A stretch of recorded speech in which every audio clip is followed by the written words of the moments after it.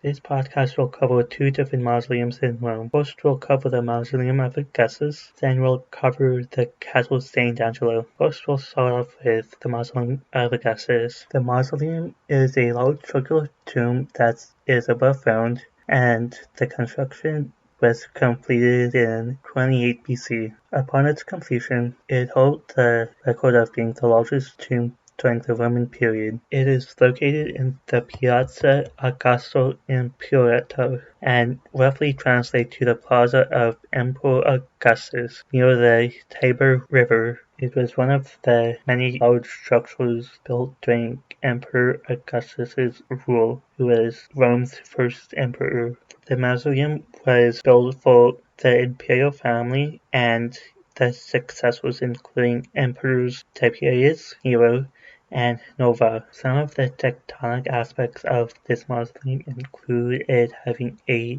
89-meter circumference, 12-meter high external walls, with the height being between 40 and 45 meters when completed in 28 BC, and presently stands between 20 and 30 meters. It was constructed with concrete and large travertine blocks for the core of the building, and rubble was used as fill material, and white limestone was used as an exterior finish.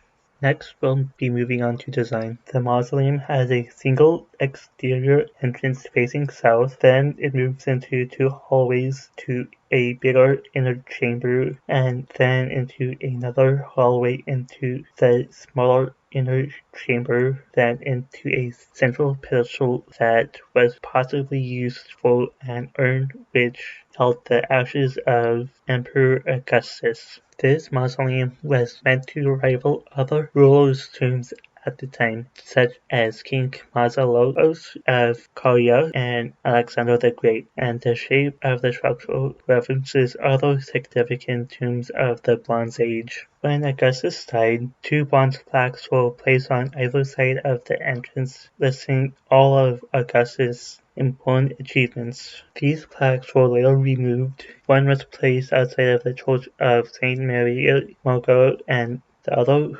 was integrated into the quartz fountain in Piazza del Cornile. Now we'll move into more recent history. Like other Roman monuments, it was converted into a fortress in the Middle Ages. The decline of the mausoleum began in 1167, where much of the structure was broken down. In the 16th century, the Sidonian clan made the flat rooftop into an ornamental garden. Then it was changed into a bullfighting arena, and then a circus in the 18th century. It was then changed into a concert hall in the first half of the 20th century. Then there was an interest in ancient Rome when fascism was a thing, which removed all of the later additions on the site and tried to renovate it to what the structure used to be. Now we'll move to Castle Santo'Angelo. It roughly translates to the Mausoleum of Hadrian. This tomb was commissioned for Emperor Hadrian, his family, and for future emperors. It was built in 139 AD, and many extensions had been added to the original structure after the completion. This was one of the many projects that was commissioned by Emperor Hadrian that had completely transformed Rome under his rule, and other projects include the Pantheon, the Temple of Venus and Foma, and the Villa at Tivoli.